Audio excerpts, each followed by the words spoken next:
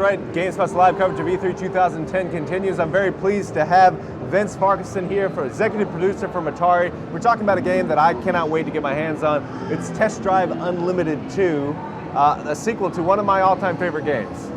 So tell me about this game. Where do we start with a game that I know is big? I know there's a lot to do in this game because there was a lot to do in the first one. So tell me, where do we start with Test Drive Unlimited 2? Wow, that's a good question. Where do we start? I mean, you touched on how big the game is, so let's kind of talk a bit about that. The first game was very renowned for being a huge game. It was set on this Hawaiian island, this beautiful Hawaiian island. 1,600 kilometers of roads, wow. Huge. There was 300 different types of challenges you can do, and so obviously that was massive. We think we can do better, so on the sequel, we've got the same Hawaiian island, 1,600 kilometers of roads. We now got off-road, so you can go off-road, you can take 4x4 vehicles, you can do that. We've now got an entirely new island. We've got Ibiza, which is another beautiful, beautiful holiday destination island, and a whole bunch of roads and off-roads there. So now we've got over 3,000 kilometers. I know, pretty big. That's crazy. And over 600 challenges you can do as well. Wow. So there's going to be a lot of fun there and a lot of years worth of play. So tell me, how do you get from one island to the next? Can you go anytime you want, or is there a narrative that gets you from one place to the next? Or explain the game, explain that part of the game. So there is a narrative that runs through it, but there's also like a leveling system. So obviously one of the kind of really innovative things about the previous game and this game is it's a sort of driving MMO. So we're all familiar with the leveling up system. So basically at level 10, you start from Ibiza. At level 10, you basically crack open Ibiza Airport. Okay. And then you can get a plane, you can fly over to Hawaii, and then you have access to all of that as well. And you can go back and forth as much as you want. At that point, you can go forward and backwards, and very late in the game, you get a really cool thing, which is a yacht. And if you own that, you can then freely move in that as well. So is there like, let's say I've gotten past level 10, I'm now in Ibiza, is there a reason to go back to Hawaii that calls me back? You'll go forward and backwards. There's challenges, there's a narrative about a sort of this kind of fictional race that we've got, which is a TV show, and you go in and you have to go up against other challengers, and it'll take you forward and backwards.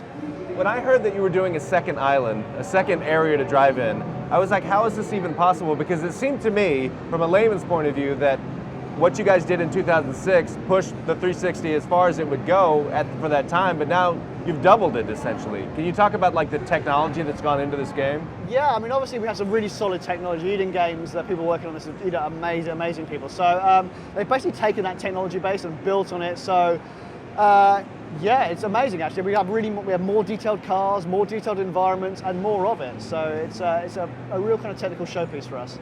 So what can you do in this game? I know we're bringing the game up now. We're going to show it to you guys.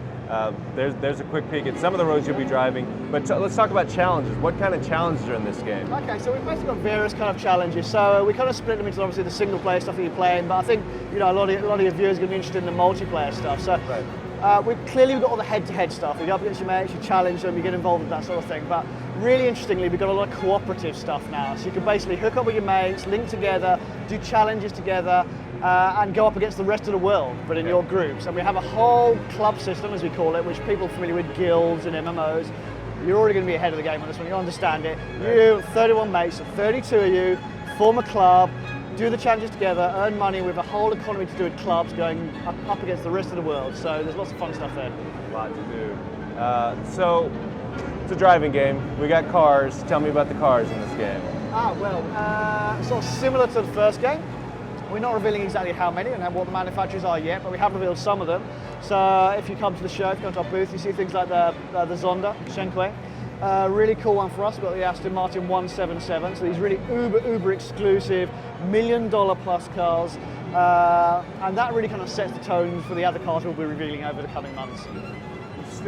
You still have the concept of you're buying apartments and houses all over the different home bases, so to speak, and you filling up your garages? Absolutely, yeah. So I mean that's really important aspect of the game. Obviously there's many games where pick your car, pick your track, do your race. We're quite different to that. It's really about the lifestyle of the people who can afford to own these cars. So you go into the showroom, you buy the car, you pick the trim, everything you would if you had the money to be picky. You take it out on the road, you race, you have fun, then you get your house. We do lots of things with the houses now. You can customize them, you can change the sofas, the walls, everything, really personalize them, personalize your avatar, what they wear, their hair, their face, everything.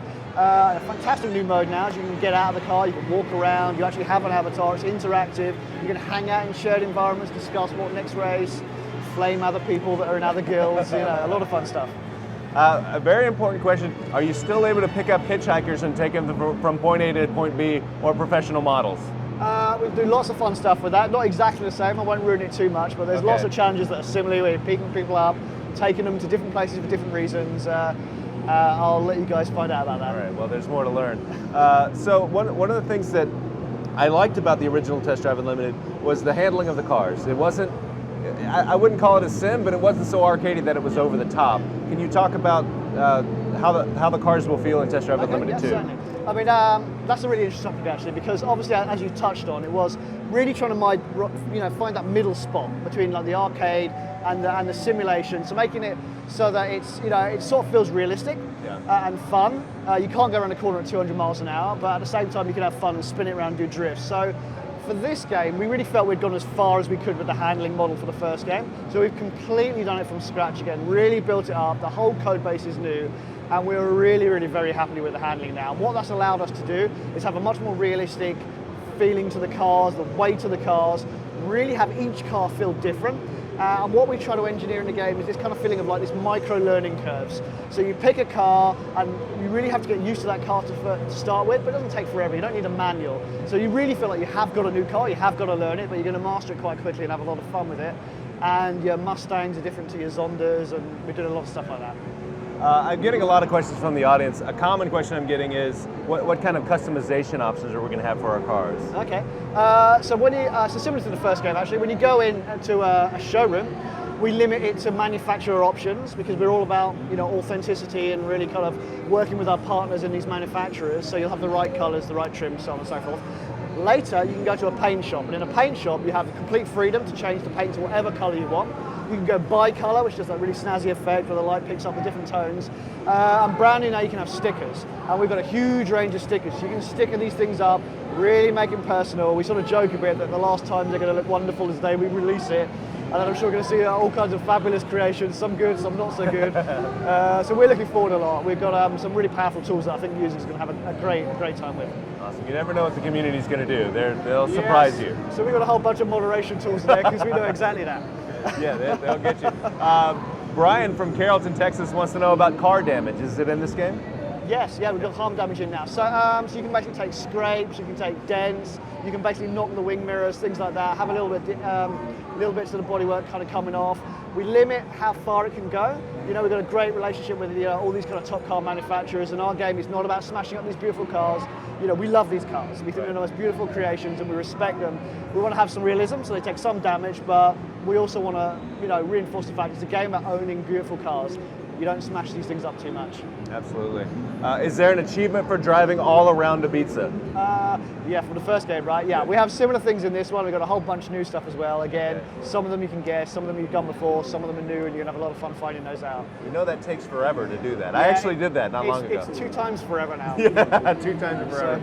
Anthony Cucchetti from Warren, Michigan wants to know, in your opinion, what's the biggest difference between Test Drive Unlimited and this version, the second version? Well, there's quite a lot. I mean, like I said, we touched on the handling, which is really significant because that really makes the whole game feel a lot more credible. We're 4 years on, our competition doing some interesting stuff. So I think that, when you pick it up, you played the first game, you're going to go, wow, that feels, really interestingly different. And there's a whole bunch of other stuff, but if you want to keep me to one. I got a question about music. I think he's talking about the radio stations. Can you tell us about the music in the game? Yeah, we do some really cool stuff with the radio stations, and we haven't started talking about it yet. So, I mean, I know some people in Europe are familiar with Ibiza, as we say in Europe, and Ibiza, as you guys say in America.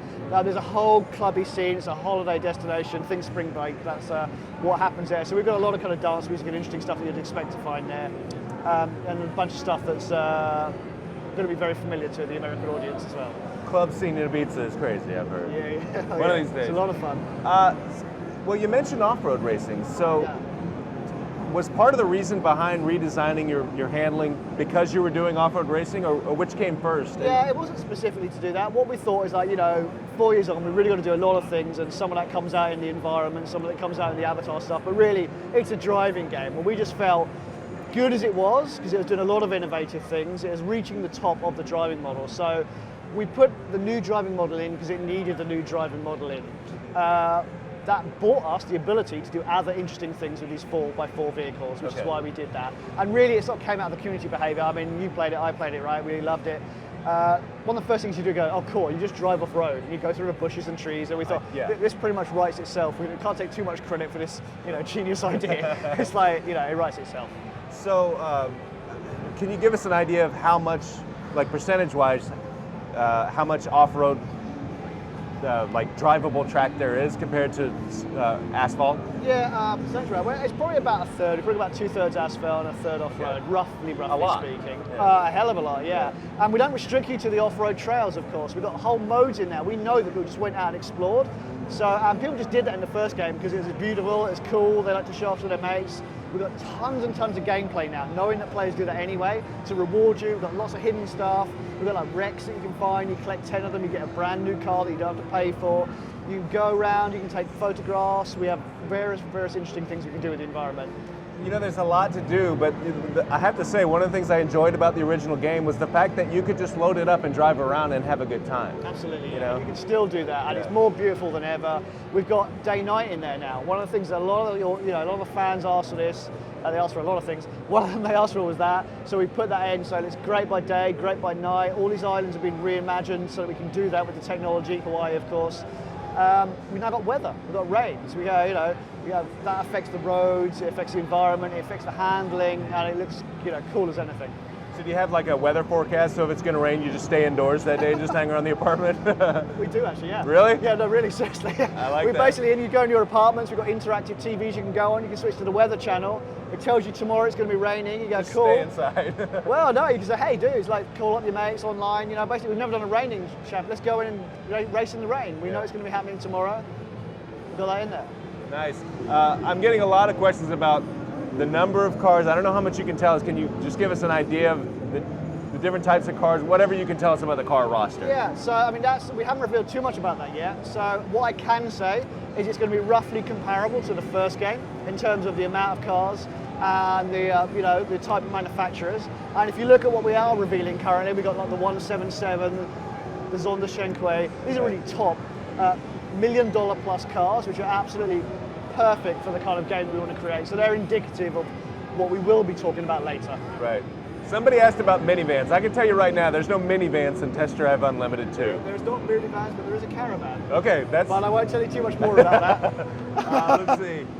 Let's see. Kieran, I don't know where Kieran's from, but he wants to know about police. Are they going to be in this game as well? The police are in again. Okay. We've slightly reimagined how police work, and I'm really dying to start telling people about that, but there's a plan and it says don't talk about it yet, so I have to keep to that one for now. But we're going to be talking about cops in a while, and they're a lot of fun.